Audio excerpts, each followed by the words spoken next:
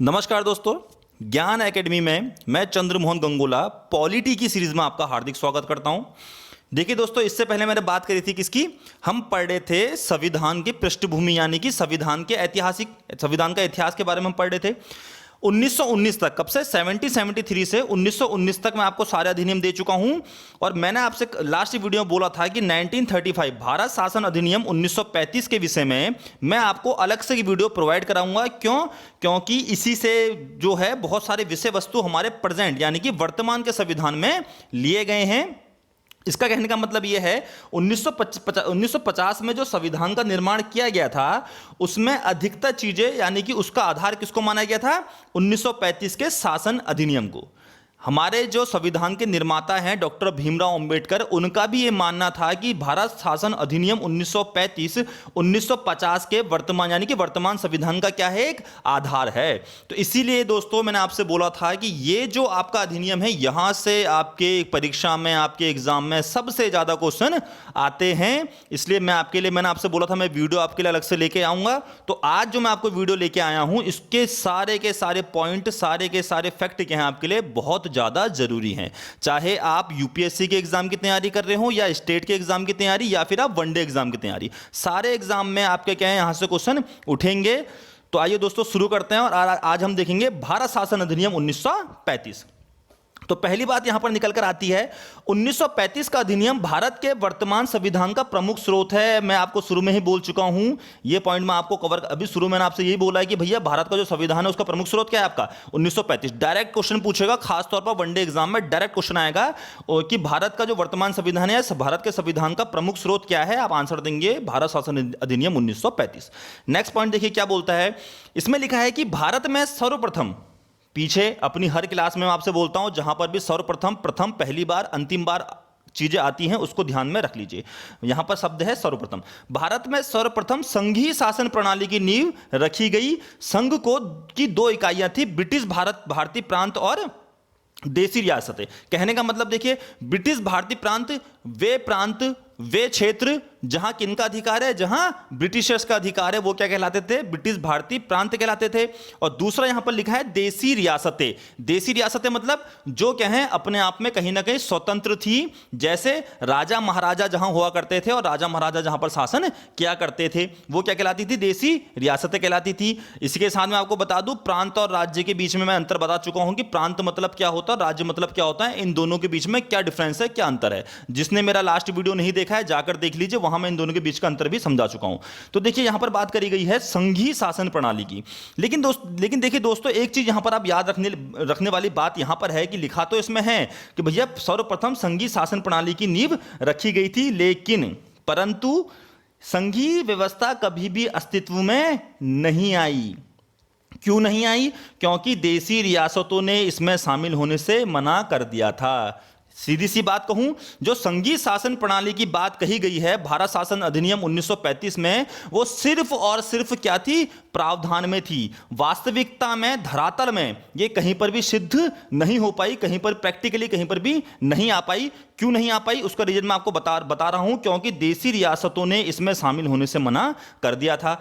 अब बात करते हैं, देखिए लिंकों को जोड़िए, अब बात करते हैं हम कब की, वर्तमान के समय की। मैंने आपसे बोला था इन जितने भी अधिनियम है इनका प्रभाव किसमें पड़ा है, हमारे आज के संविधान में पड़ा है। तो लिंक करते हुए चलिए देखिए, आज के वर्तमान की अगर हम बात करें तो वर्तमान में आपको त्रिसंघीय त्रिस्तरीय संघवाद देखने को मिलता है। कहां? भारत में। देखिए अखिल भारतीय संघ कहते हैं हम भारत को क्या कहते हैं, अखिल भारतीय संघ कहते हैं। क्यों? क्योंकि हमारा जो भारत देश है वो केंद्र और राज्यों से मिलकर बना है। और भारत में किस प्रकार का संघवाद देखने को मिलता है, त्रिस्तरीय संघवाद देखने को मिलता है। डायरेक्ट क्वेश्चन पूछ लेगा भारत में किस प्रकार का संघवाद है, आप आंसर देंगे त्रिस्तरीय संघवाद है। अब कैसे है त्रिस्तरीय, देखिए एक है आपका केंद्र, दूसरा राज्य और तीसरा स्थानीय सरकारें, लोकल बॉडीज। तो कैसा संघवाद देखने को मिला आपको, त्रिस्तरीय संघवाद देखने को मिला।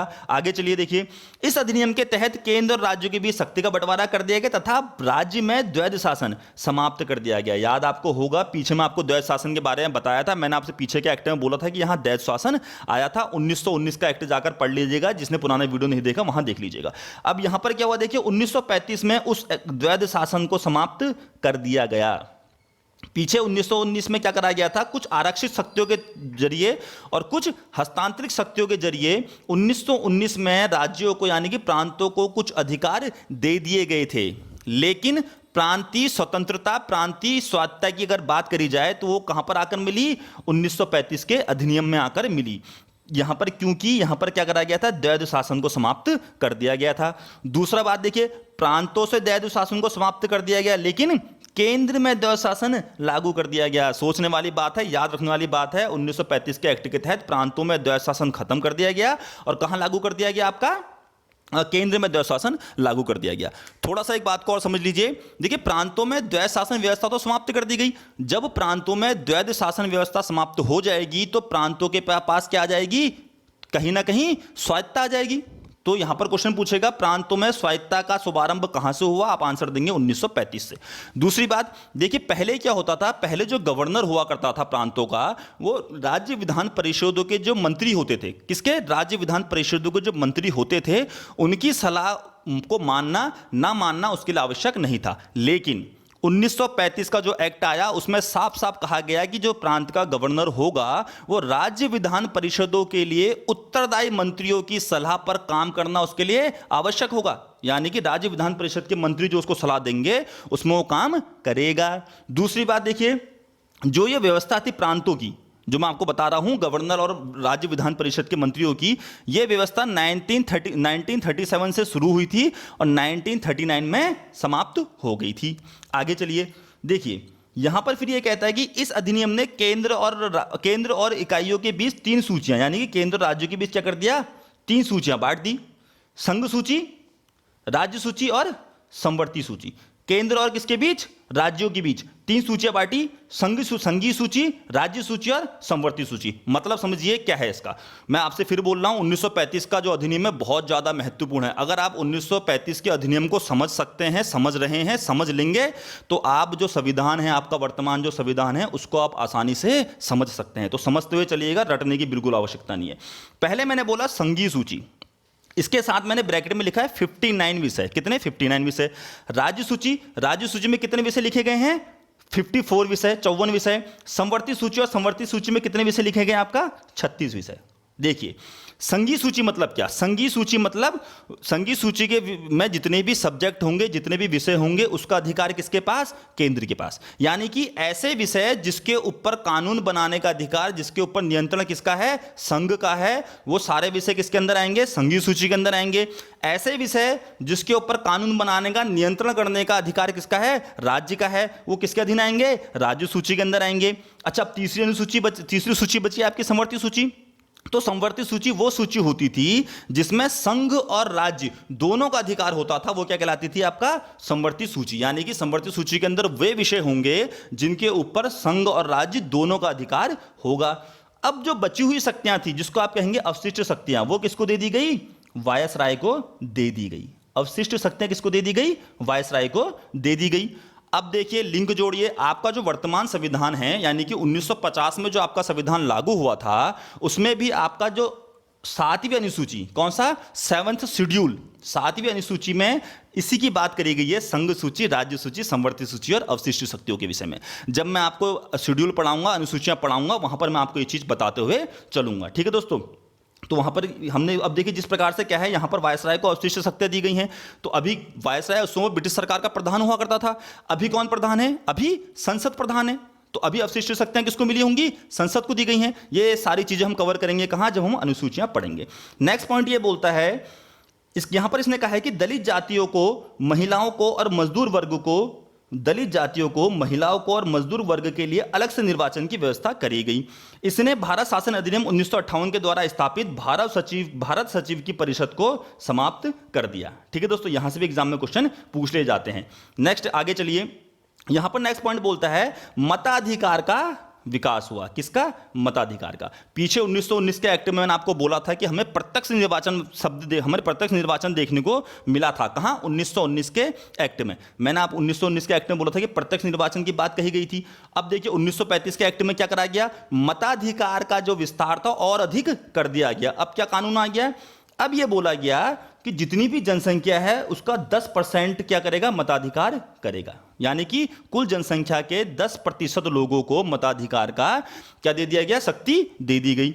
1919 के एक्ट में प्रत्यक्ष निर्वाचन की बात करी गई, लेकिन 1919 में क्या था, बहुत ही कम लोगों को वोट करने की, मतदान करने की शक्ति दी गई थी। इसका आधार क्या था, मोस्टली क्या देखा जाता था, संपत्ति, जिसके पास ज्यादा संपत्ति होती थी उसको अधिकार दे दिया जाता था। 1935 में क्या करा गया, 1935 में जनसंख्या यानी कि कुल जनसंख्या के 10% लोगों को अधिकार दे दिया गया। अब वर्तमान, जैसे वर्तमान समय में क्या है, वर्तमान समय में जितने भी वयस्क हैं, 18 साल से ऊपर हैं, सबको क्या है, मतदान करने का अधिकार है। ठीक है दोस्तों, तो लिंक करते हुए चलिए सारे एक्टों को। नेक्स्ट देखिए क्या बोला गया है, इसमें बोला गया है कि देश की मुद्रा और साख के नियंत्रण के लिए रिजर्व बैंक यानी कि भारतीय रिजर्व बैंक की स्थापना करी गई। बहुत अच्छा क्वेश्चन है, छोटे एग्जाम में बहुत बार पूछा करता है। भारत शासन अधिनियम 1935 के प्रावधान के अनुरूप 1937 में वर्मा, प्राचीन नाम वर्मा, वर्तमान नाम म्यांमार को भारत से अलग कर दिया गया। इसमें समझाने वाली कोई बात नहीं है, सिर्फ फैक्ट है। संघ लोक सेवा आयोग, प्रांतीय सेवा आयोग और दो या अधिक राज्यों के लिए संयुक्त लोक सेवा आयोग की स्थापना करी गई। देखिए सारा का सारा ढांचा क्या बता रहा है, सारा का सारा ढांचा, सारे के सारे फैक्ट किसकी ओर को इशारा कर रहे हैं, सारे के सारे फैक्ट इशारा कर रहे हैं किसकी ओर को, मैं पीछे आपको बताया था सबसे मेन पॉइंट, संघीय व्यवस्था की ओर को। देखिए भारत में सर्वप्रथम संघीय शासन प्रणाली की नींव डली। तो देखिए जितने भी फैक्ट दिख रहे हैं कहां को इशारा कर रहे हैं, किसका एक ढांचा तैयार कर रहे हैं, संघीय प्रणाली का ढांचा तैयार कर रहे हैं। और वर्तमान में भी हमें देखने को मिलता है संघ लोक सेवा आयोग, यूपीएससी, प्रांतीय लोक सेवा आयोग, ये सारी चीजें वर्तमान के संविधान में देखने को मिलती हैं। नेक्स्ट पॉइंट देखिए क्या बोलता है, इसने बोला है कि भैया इसके तहत 1937 में संघीय न्यायालय की स्थापना करी गई थी।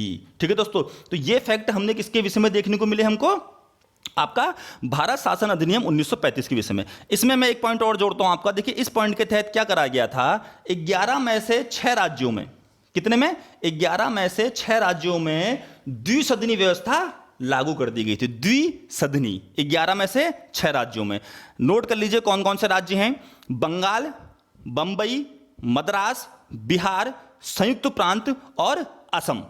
ठीक है, ये 6 राज्य, कितने में से, 11 में से 6 राज्यों में द्विसदनी व्यवस्था। और प्रेजेंट में यानी कि वर्तमान में हमें द्विसदनी व्यवस्था देखने को मिलती है।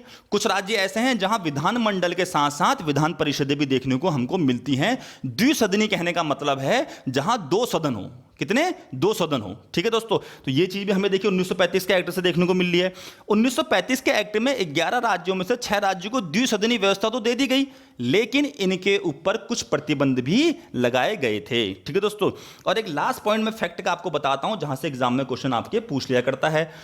देखिए भारत शासन अधिनियम 1935 में 321 धाराएं थी और आपकी 10 अनुसूचियां थी।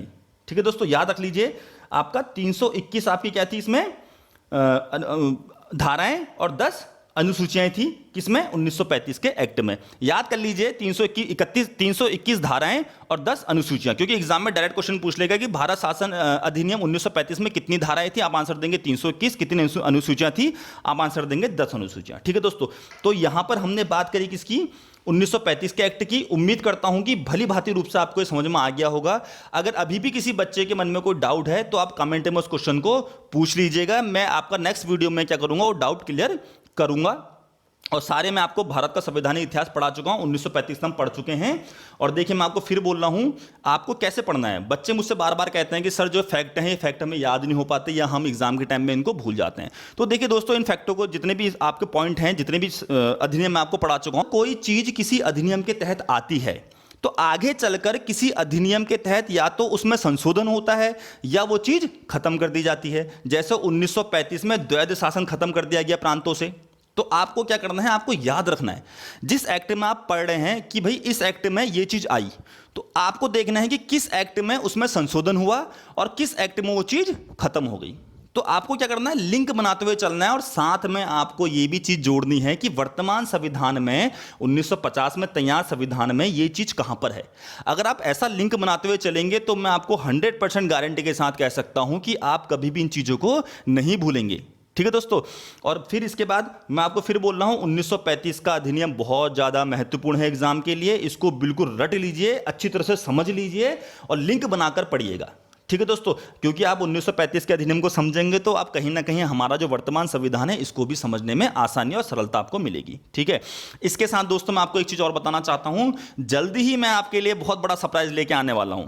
ठीक है, बहुत बड़ा सरप्राइज मैं आपके लिए लेने वाला हूं। उम्मीद करता हूं कि वो जब आपको पता चलेगा तो आपको बहुत ज़्यादा खुशी मिलेगी, और आपकी जो तैयारी चल रही है एग्ज़ाम की, उसमें आपका जो है हमारी जो हम आपके लिए लेके आ रहे हैं उसका बहुत बड़ा योगदान रहेगा, और उस चीज़ से आपकी तैयारी को एक नया रूप मिलेगा, एक नया आधार मिलेगा। तो इस चीज़ के लिए आपको क्या करना पड़ेगा, आपको मेरे चैनल से जुड़ना पड़ेगा। मेरे को हमारा जो चैनल है ज्ञान एकेडमी का, इसको सब्सक्राइब कर लीजिए, इसको शेयर कीजिए अपने दोस्तों को, ताकि आपके जो दोस्त वगैरह हैं वो भी इस वीडियो का फ़ायदा उठा सकें। इस वीडियो को लाइक कीजिए, ठीक है दोस्तों, और चैनल को ज़रूर सब्सक्राइब कर लीजिए। बहुत जल्दी मैं उस सरप्राइज को ओपन करूंगा आपके सामने। तब तक के लिए धन्यवाद।